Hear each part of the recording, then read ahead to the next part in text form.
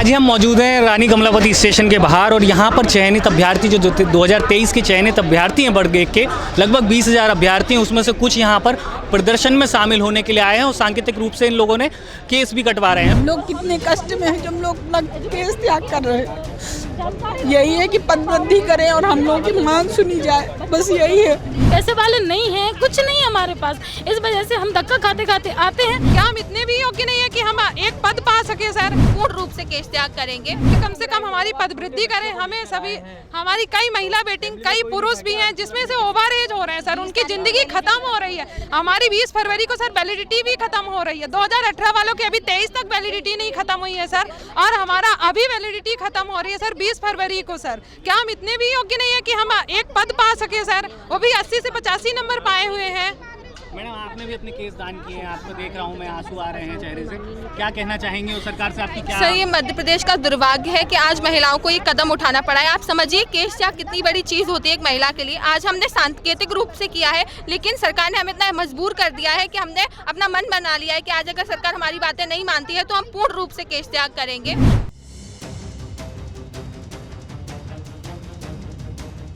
आपने देखा जिस तरह से इन लोगों ने केस त्याग किए हैं और इनके आंखों में आंसू भी हैं और ये सरकार से जो जायज़ मांग कर रही हैं कि हमने 2-2 परीक्षाएं पास की हैं, इनको नियुक्ति मिले। और इस तरह की मांगों को लेकर और भी जो प्रदर्शन करने वाली महिलाएं, मैं उनसे भी बात करूंगा, जो चयनित अभ्यर्थी हैं उनसे मैं बात करूंगा।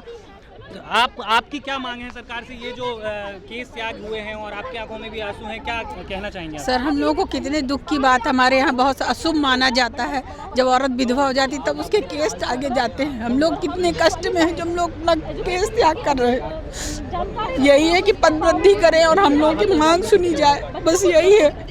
और हम तो अपनी बेटी के लिए आए सर। हम लोग तो वैसे भी नहीं, हम माँ है, हमारी लड़की तो डिप्रेशन में आ गई है। 2-2 एग्जाम दिया हुआ है, 2 एग्जाम पास है सर, परंतु पदवृद्धि न होने की वजह से वो उसको डिप्रेशन में आ गई। उसकी तबीयत खराब है, बुखार है। वो बोले, वो क्या कहलाता है, वो है प्रोटेस्ट, तो तुम चली जाओ मम्मी। तो हम जब बार बार हमसे पूछती हमारा होगा मम्मी कि नहीं होगा, हमने इतनी एग्जाम पास किया, इतनी मेहनत की है, होगा कि नहीं होगा।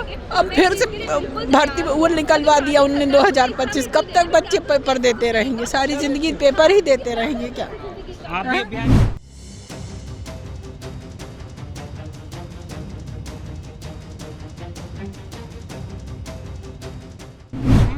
हाँ सर, मैं भी वेटिंग अभ्यर्थी हूँ और मैं भी इसी तरीके से 1.5 साल से लगातार जो धरना प्रदर्शन हो रहा है ना, उसमें मैं भी इसी तरीके से परेशान हो रही हूँ। धक्का खाते खाते बसों में आते हैं। बहुत ज़्यादा पैसे वाले होते तो शायद हम आते ही नहीं। पैसे वाले नहीं हैं, कुछ नहीं हमारे पास, इस वजह से हम धक्का खाते खाते आते हैं। रात भर ट्रेन में सो नहीं पाते क्योंकि रिजर्वेशन भी करवाने के लिए हमारे पास नहीं है पैसे। तो जनरल में आते हैं, धक्का खाते हैं, रात भर सो नहीं पाते, पूरे दिन यहाँ पर धरना प्रदर्शन करते हैं। सिर दुख रहा हो, कुछ भी हो रहा हो, लेकिन फिर भी धरना प्रदर्शन करते हैं यहाँ। और ये हालत हमारी, ये सीएम साहब ऐसी हालत को कैसे देख पा रहे हैं? क्या 1.5 साल से उन्होंने एक बार भी ये वीडियोस नहीं देखी कि हम लोग धरना प्रदर्शन कर रहे हैं? कुछ तो बोलने आते, वो क्या है, हमसे क्या ऐसी नाराजगी है सीएम साहब की? क्या ऐसी नाराजगी? एक बार तो बोलें, अगर हम गलत है ना तो धरना प्रदर्शन नहीं करेंगे, पर आके बोलें तो सही, हमसे मिलें तो सही। वो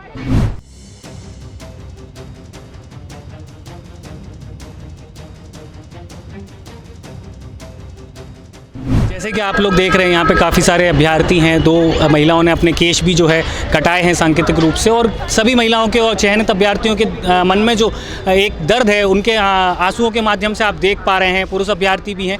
तो ये जो अभ्यर्थी हैं प्रदेश के कोने कोने से आए हुए हैं, चयनित हैं, 2-2 परीक्षाएं पास की हुई हैं 2023 से।